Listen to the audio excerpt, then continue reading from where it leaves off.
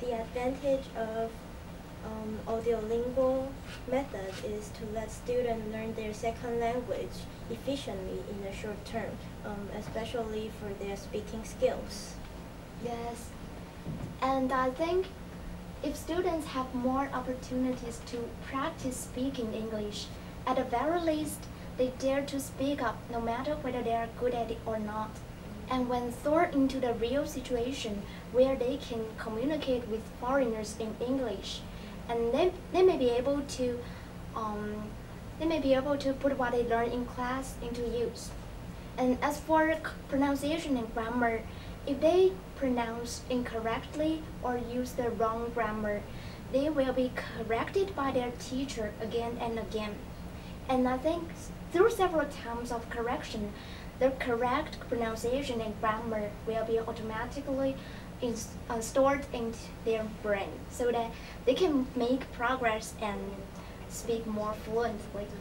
Yes, and I think besides the correction function, when speaking up repetitively, students actually resharpen their memories to certain sentences or phrases, because at the same time they also hear those sentences or phrases over and over again. So it's just like we will read out loud the text in order to help our memorization before a test. So I think this repetitive practice, which forces students to memorize, is an effective way in terms of language learning. Yes, I agree with you, but there are also bad sides. I think this kind of method is too restricted because the students only learn set sentences and words in a set context, so they may not be able to produce the sentences whose grammar may be similar or related to the sentences they have learned. So because their language creativity is deprived, when there is a real-life conversation, they may not be able to handle it proficiently. Yes, I do agree with you, because we can see a very typical, very good example from the documentary Mad About English. There's a taxi driver.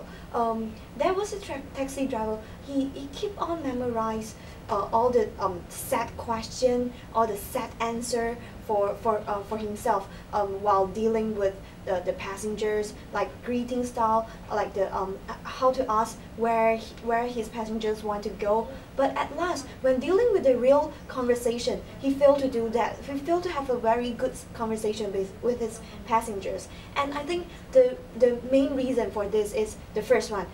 He failed to pick up the accent, the foreign accent, the real accent for the foreigners. And the second one is the vocabulary his passengers use. It's totally out of his learning. So because he couldn't really pick up the accent and the vocabulary, which is out of his learning, so he couldn't really make a very good conversation with his passenger. Yes, he kind of sticking in the same frame and can't go out of it.